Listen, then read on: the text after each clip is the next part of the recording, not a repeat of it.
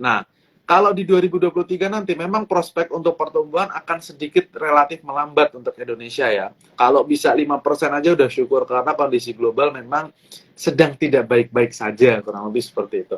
Tapi karena kita lihat tren pertumbuhan investor domestiknya semakin kencang, kemudian masih ada potensi kenaikan laba bersih sekitar 5-12% dari emiten, terutama banks itu masih oke, ya otomatis itulah yang nanti diharapkan menjadi buffer ataupun istilahnya katalis malahan untuk kinerja IHSG di tahun 2023. Saya lebih melihat itunya sih Mbak Nadine gitu.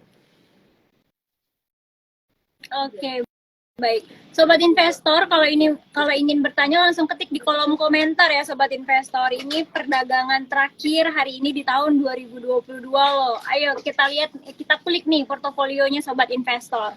Nah, Mas, kalau misalnya tadi kita membahas tentang asing ya, tapi kan beberapa bulan ini, setidaknya di Desember ini, asing kan banyak sekali keluar ya, karena tren suku bunga yang naik. Nah, kira-kira nih, kalau tahun depan di 2023, tren suku bunga melanjutkan kenaikannya, asing ini bakalan kembali atau mereka akan keep dulu nih, Mas, untuk tidak berinvestasi? Jadi memang kita bisa melihat perilaku asing itu dari sisi bagaimana mereka mengalokasikan dana. Betul yang disampaikan tadi Mbak Nadine, bahwa sepanjang 2022 memang mereka inflow, beli bersih sahamnya itu besar sekali sampai 45 triliun. Tapi sebenarnya mereka mencatatkan net sell itu di bulan Desember besar. Kenapa gitu? Memang suku bunga salah satu faktornya. Tapi yang kedua yang harus kita lihat adalah mereka aja udah cuan gitu kan dari IHSG kita gitu. Mereka mungkin mau liburan, jadi cash out dulu lah ibarat kata. Terus daripada bingung taruh mana, sebagian mungkin mereka masukkan ke obligasi pemerintah. Karena trennya kebalik nih. Di awal 2022 sampai dengan kuartal ketiga, itu mereka beli terus tuh saham. Mereka jual-jualin obligasi pemerintah. Nah, di akhir tahun, wah saham Indonesia atau IHSG itu udah cuan banget nih gitu kan. 7% kan waktu itu gede banget gitu bagi mereka yang punya big money. Ya udahlah, mereka cash out dulu, take profit, terus lagi pula suku bunga naik, yield obligasi juga lagi menarik.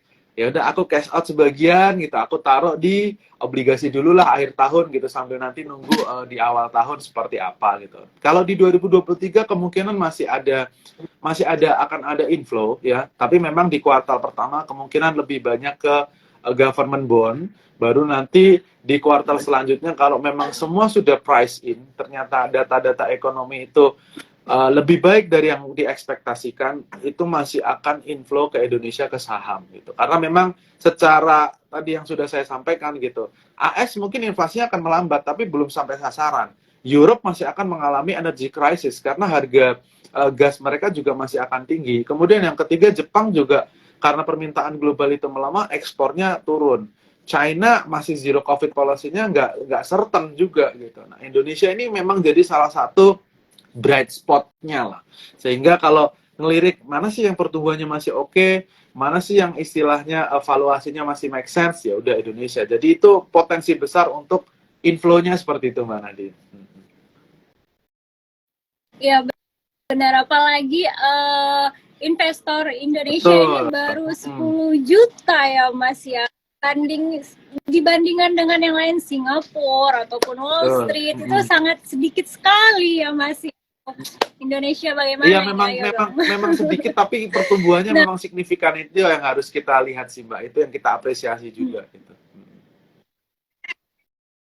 Ya, benar. Sepertinya orang udah melek untuk investasi nih, udah tahu akibat dari dampak positifnya COVID-19 kemarin ya, Mas ya.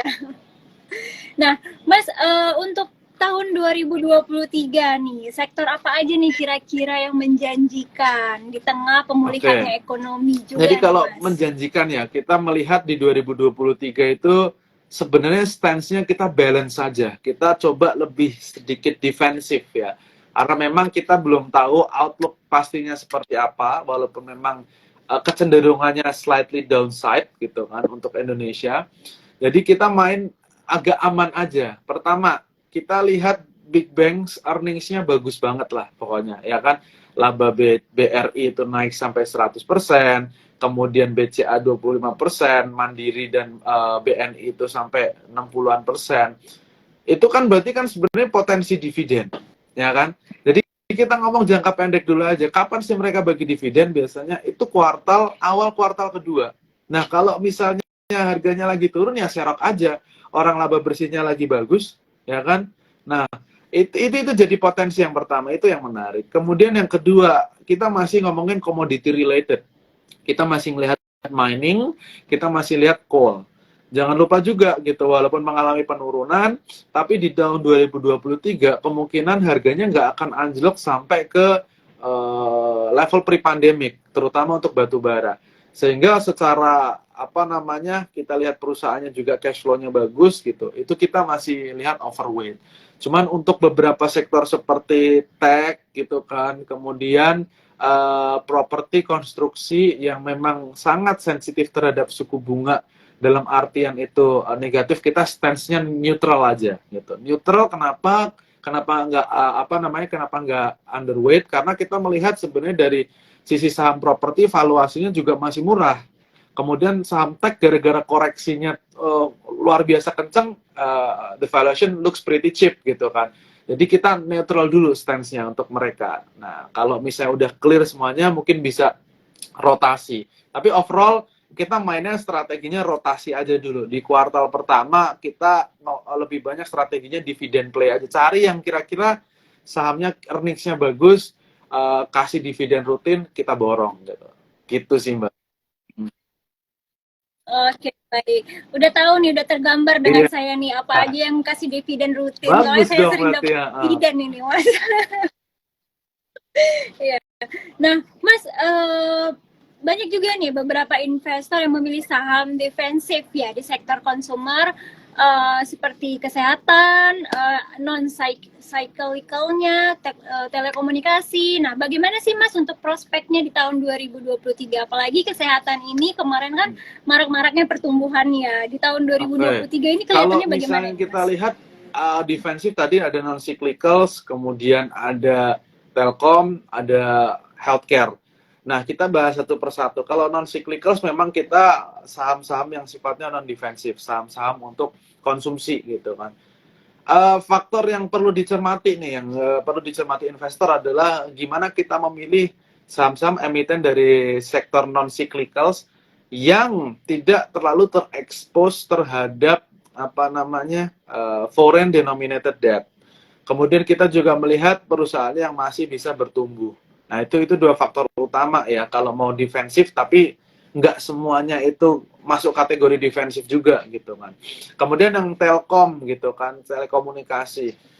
Saham telekomunikasi memang defensif gitu, tapi memang ada beberapa catatan utama gitu, kayak kemarin kinerja dari beberapa emiten yang besar justru mengalami penurunan karena tech investment related things yang membuat mereka labanya turun, tapi secara core sebenarnya mereka masih oke dan masih bisa bagi dividen.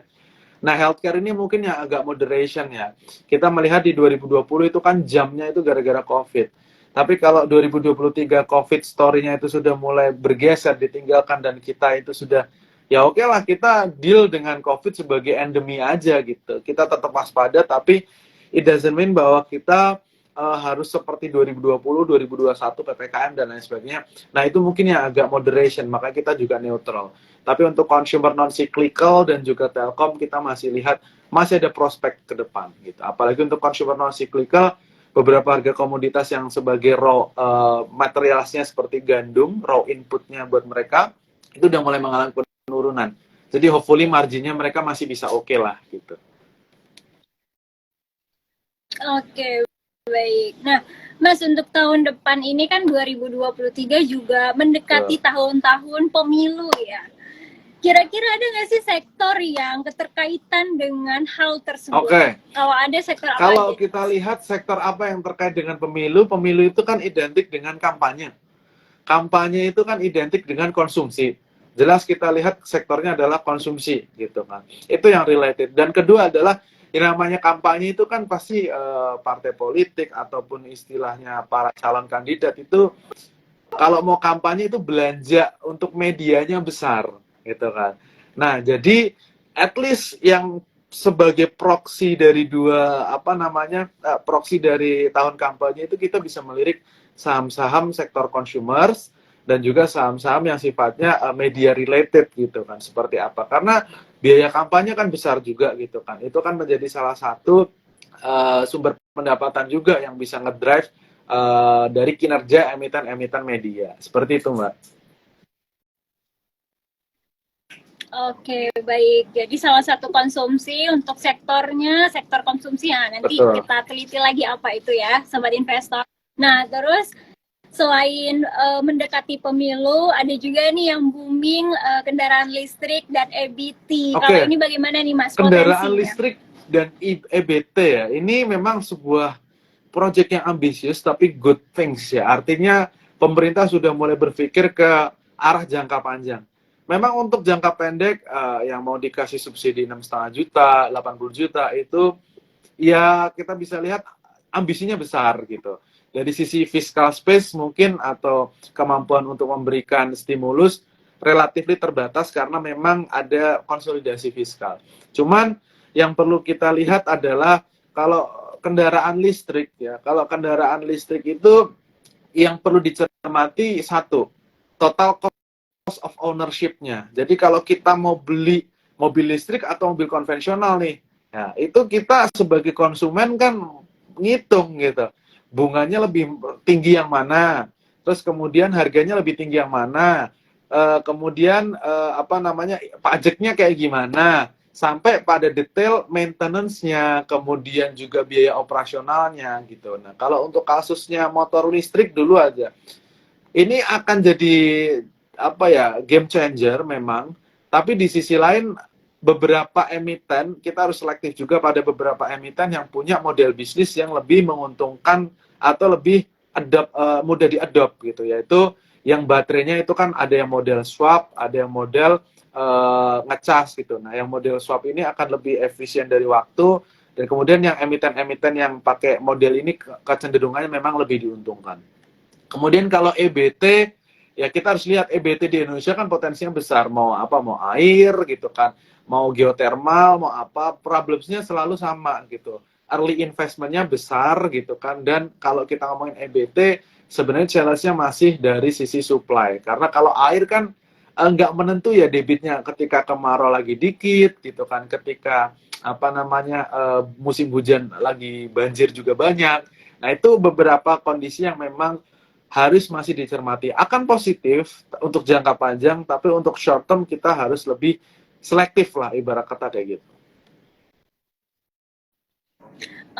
Oke, baik. Nah, Mas, terkait pembahasan tentang IPO nih, persiapan IPO BUMN yang kemarin telah disebutkan oleh Pak Erick Thohir ya, Menteri kita, bahwasannya beliau lagi mempersiapkan 4 BUMN untuk IPO di 2023. Ini pandangan dari Mas Tirta sendiri kalau bagaimana? Kalau masalah BUMN IPO, pandangan sih positif. Kenapa positif? Jadi BUMN ini akan lebih sehat.